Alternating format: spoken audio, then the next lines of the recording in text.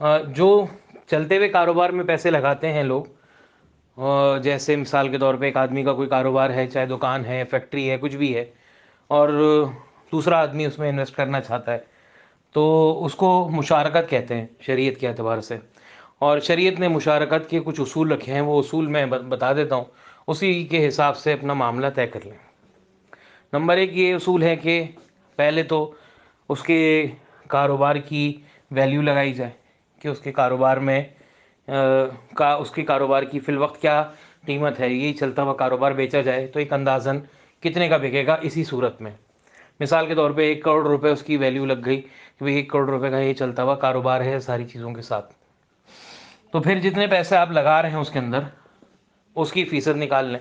مثال کے طور پہ 10 لاکھ روپے لگا رہے ہیں، تو اس کا 10% حصہ، یعنی 10 لاکھ روپے 1 کروڑ کے 10% بنتے ہیں. تو 10 لاکھ روپے کا حصہ آپ اس سے خرید رہے ہیں اور اس کے آپ مالک بن رہے ہیں. ہر چیز میں اس کی آپ کی شریک مشارکت ہو جائے گی.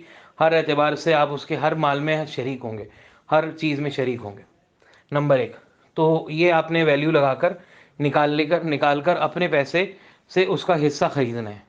نمبر دو، آپ نے اس سے نفع جو طے کرنا ہے وہ پروفٹ کی پرسنٹیج پہ، پروفٹ کے حصے کی بنیاد پہ طے کرنا ہے. یعنی فکس نہیں کرنا. چاہے فکس سے مراد یہ بعض لوگ سمجھتے ہیں ہم کہیں گے 10,000 سے لے کر 20,000 تک کچھ بھی دے دو، تو یہ بھی غلط ہے.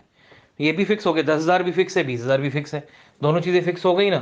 یعنی اگر وہ 10,000 سے کم دے گا تو آپ راضی نہیں ہیں، 20,000 سے دینے پہ وہ زیادہ راضی نہیں ہے.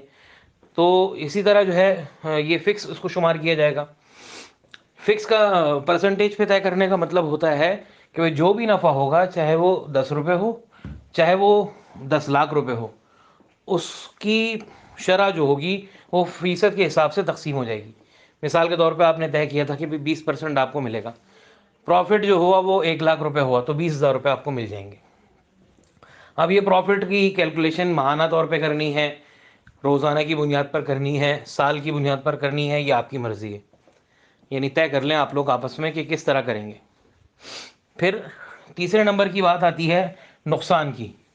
نقصان جو ہوتا ہے وہ شریعت نے طے کر دی ہے، اور وہ جتنے آدمی کا حصہ ہوگا، جتنا حصہ ہوگا اس کے حساب سے نقصان ہوگا. نقصان اپنی مرضی سے طے نہیں کر سکتے.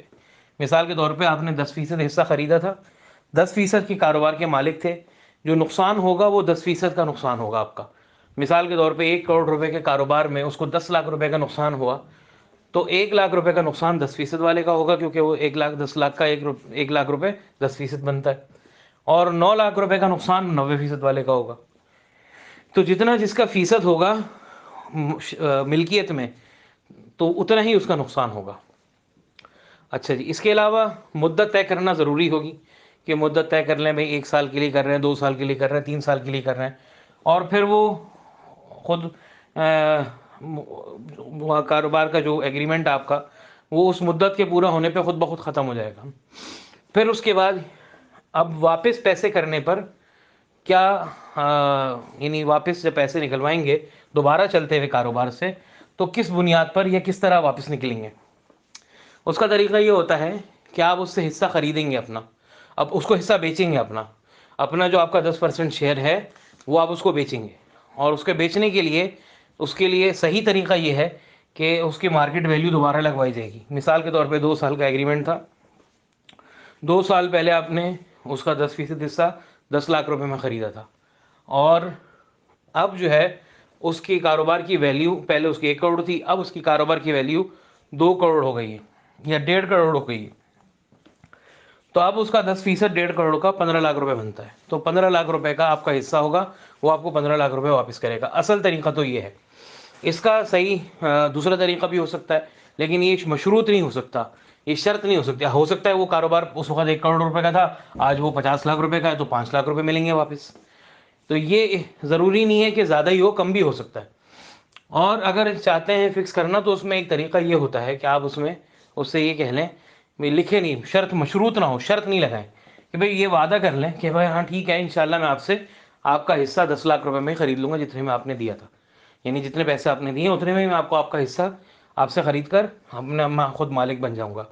لیکن اس پہ پھر پابند نہیں ہے وہ آدمی کہ اتنے میں خریدے، بلکہ اس کی مرضی ہے. اب وہ 15 لاکھ روپے کا حصہ 10 لاکھ میں بیچے یا 5 لاکھ کا حصہ 10 لاکھ میں بیچے، اس کی مرضی ہے، اور وہ خریدنے والے کی مرضی ہے. تو اگر وہ اس پر آپس میں اتنے اچھے تعلقات ہیں کہ اس پر رضامندی ہو جائے تو ٹھیک ہے، اور اگر نہیں ہو تو اس صورت کے اندر طریقہ وہی ہے جو میں نے پہلے بتایا. تو یہ ان بنیادوں پر آپ نے مشارکت کے کاروبار کے اصول کر لیں، اور اس کے بعد پھر اگر کوئی بات ہو تو یعنی کوئی الگ سے سوال ہو تو پھر پوچھ لیں، کوئی مسئلہ نہیں.